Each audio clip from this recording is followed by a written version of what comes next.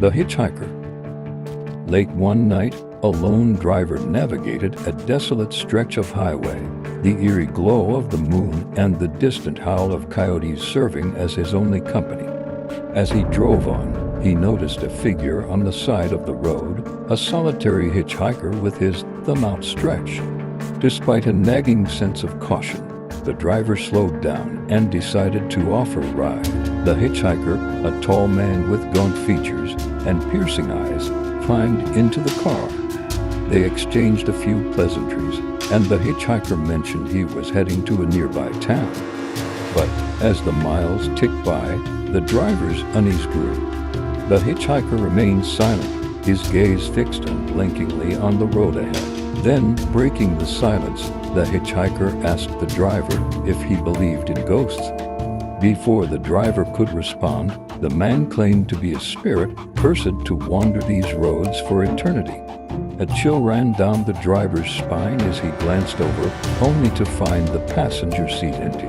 The temperature in the car dropped suddenly, and the driver could see his breath fogging in the cold air.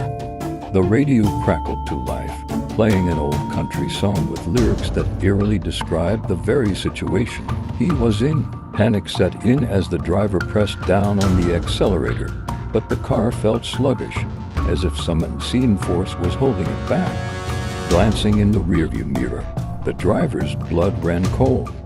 The hitchhiker's face appeared in the mirror, grinning sinisterly. Whispers filled the car, growing louder and more frantic with each passing second. Terrified, the driver slammed on the brakes, skidding to a stop on the deserted road. He bolted from the car, heart pounding in his chest. The night was silent once more, the road empty as if nothing had ever happened. From that night on, the driver swore never to pick up another hitchhiker again. The Black-Eyed Children. It was a dark and stormy night as I drove through the back roads, rain lashing against the windshield, making it nearly impossible to see. I spotted two children on the side of the road, soaked to the bone and seemingly lost. I pulled over, rolled down the window, and asked if they needed help. Their faces were hidden under the hoods of their jackets, but I could see their pale skin and hear their trembling voices. They asked for a ride to their home a few miles down the road. Reluctantly, I agreed and unlocked the doors. They climbed into the back seat, and I resumed driving. The atmosphere inside the car became tense and oppressive. I tried to make small talk, but they remained silent. Glancing in the rearview mirror, I saw their eyes for the first time, pitch black with no whites or irises. Fear gripped me as they stared back with those soulless eyes. Suddenly, the car stalled, the engine sputtering before dying completely. The children began to chant in an eerie, monotone voice, words I couldn't understand. I fumbled with the keys, desperate to start the car, but it was useless. The windows fogged up, and their chanting grew louder. I felt a pressure on my chest, as if something was squeezing the life out of me.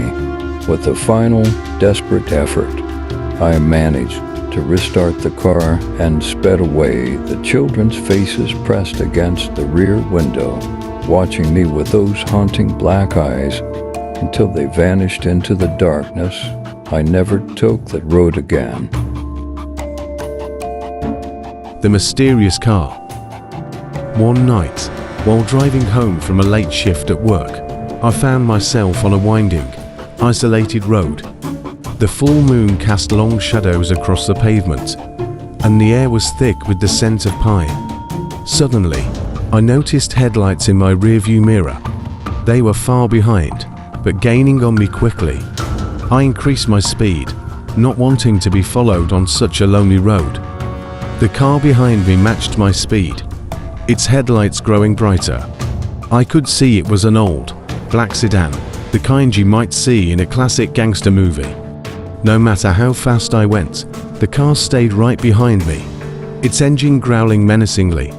I took a sharp turn, hoping to lose it, but the sedan followed effortlessly, as if it was attached to me by an invisible string. Panic set in as I realized I couldn't shake the car. The headlights seemed to bore into my soul, and I could hear a faint, haunting melody coming from the sedan. The melody grew louder, and I could hear ghostly voices singing along.